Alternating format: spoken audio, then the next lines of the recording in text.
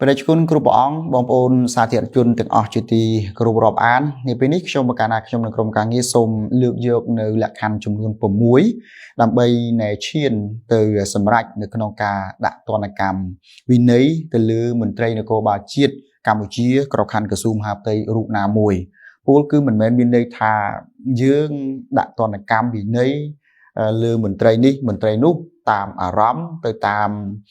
កាលវេលាតាមការនឹកឃើញនោះឡើយពលគឺមានមូលដ្ឋានច្បាស់លាស់ដើម្បីយកមកពិចារណាសម្រាប់ដាក់ទណ្ឌកម្មនៅពេលនេះគឺមានចំនួន6លក្ខខណ្ឌដែលមានបញ្ញត្តិនៅក្នុងបទវិន័យនគរបាលជាតិកម្ពុជាឆ្នាំ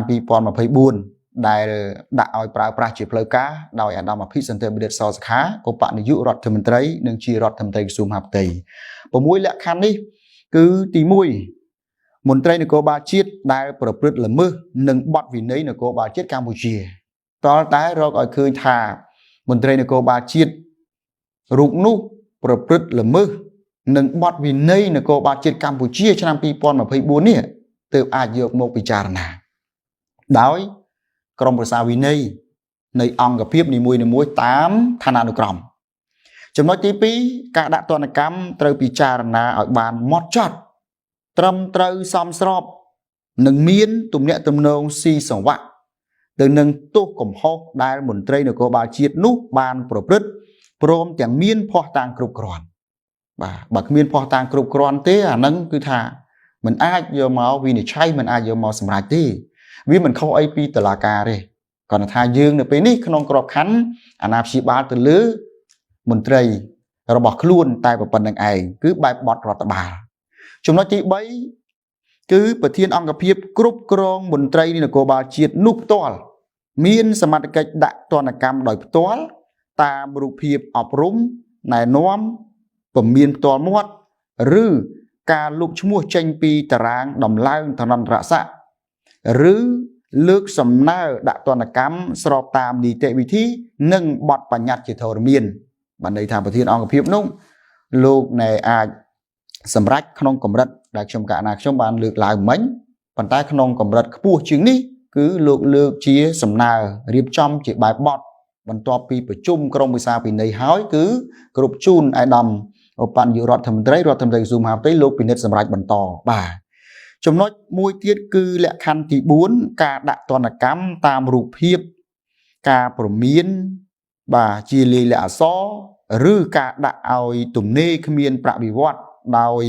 បញ្ញត្តិមិនឲ្យលើសពី1ឆ្នាំ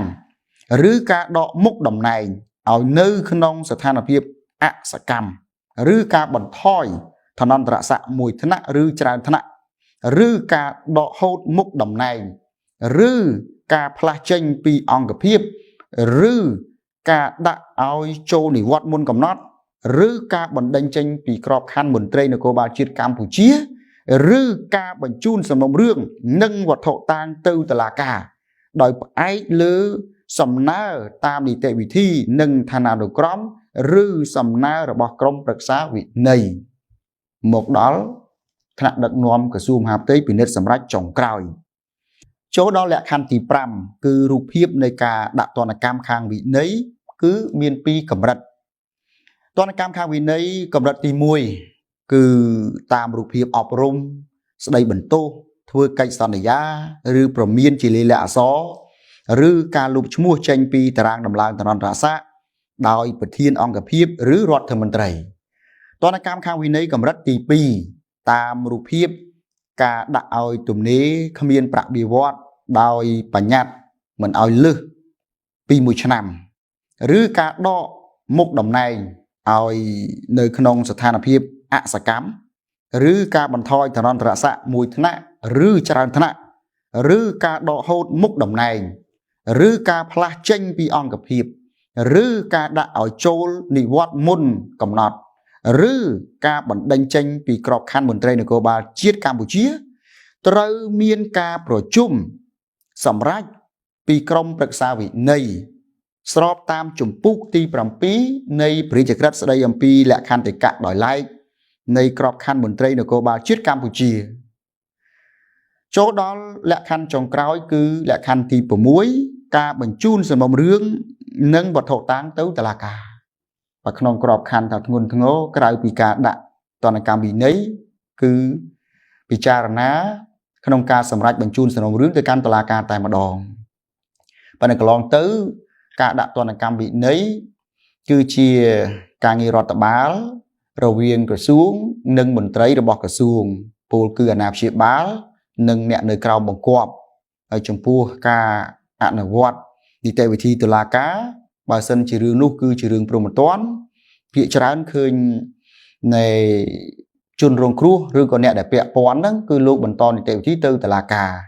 ដោយខ្លួនឯងចឹងជាដើមទៅបាទអញ្ចឹងវាមានរូបភាពពីររូបភាពទី1គឺការបន្តនីតិវិធីទៅតុលាការដោយជនរងគ្រោះដែលពាក់ព័ន្ធនឹងមន្ត្រី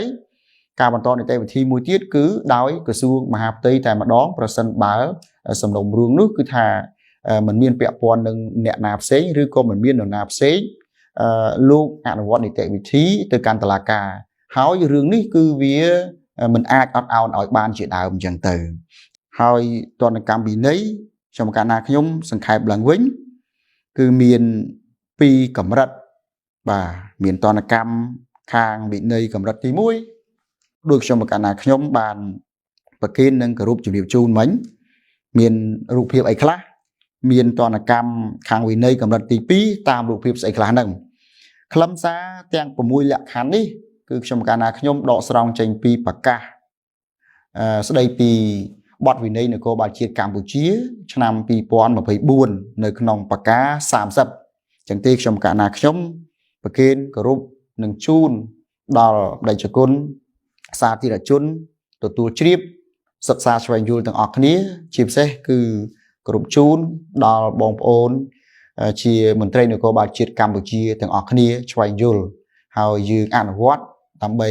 នៃប្រសិទ្ធភាពការងាររបស់អង្គភាពរបស់ក្រសួងរបស់រាជរដ្ឋាភិបាលដោយតម្កល់នៅឧត្តមប្រយោជន៍របស់ប្រជាពលរដ្ឋនិងឧត្តមប្រយោជន៍របស់ជាតិយើងមានតែការរួបរวมគ្នាជាពិសេសកងកម្លាំងគឺមានតែការគោរពនៅបទវិន័យទេទើបអាចបង្ហាញអំពីអនុភាពកិត្យានុភាពឧត្តមនុភាពបាទក្នុងការបម្រើសេវាផ្សេងជូនប្រជាពលរដ្ឋទូទៅការថែរក្សាសន្តិសុខសណ្ដាប់ធ្នាប់សាធារណៈសុវត្ថិភាពសង្គមនិងសន្តិភាពទាំងមូលរបស់ប្រទេសតែម្ដងជាពិសេសគឺការនៃសម្បត្តិរួមសាមគ្គីពលឹងខ្មែរតែមួយដើម្បីអភិវឌ្ឍជាតិយើងឲ្យកាន់តែរឹងមាំក្រោមការដឹកនាំរបស់សម្ដេចមហាបវរធិបតី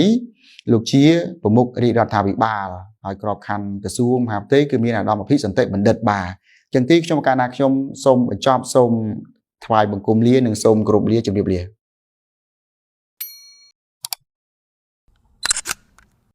Like, share and follow more